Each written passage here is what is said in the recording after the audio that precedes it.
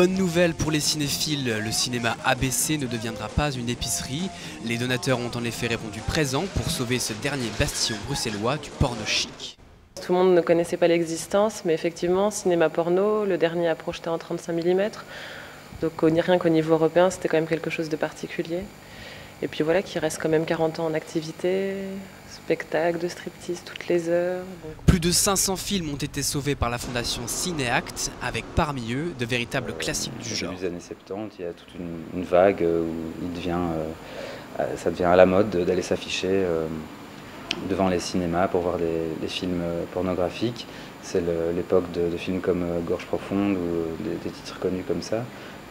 C'est une époque aussi où le cinéma pornographique atteint des publics différents, pas juste un public de niche. Les films porno sont diffusés dans des salles classiques.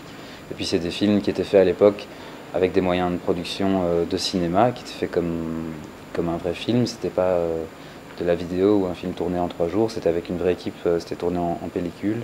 Et donc ça a vraiment les qualités cinématographiques. Le cinéma ABC, ce n'est pas que du porno, c'est aussi un lieu qui vous transporte au cœur des 70s. C'est quand même un volume qui est intéressant. Il a un côté très resserré comme ça, avec une hauteur de plafond immense, il y a un balcon. Voilà, le parterre est quand même assez grand, une scène, ses couleurs, c'est quand même assez pop. C'est une drôle de salle. Ouais. On fera d'office quelques nocturnes, on a des trésors. Ici, il y a des films, il y a des trucs très érotiques. Après, il y a des petites perles, il y a certainement des Ross Meyer, des Radler Metzger. On ne passe pas du jour au lendemain à autre chose de complètement différent. Il faut garder une âme du lieu, de ce qu'il était.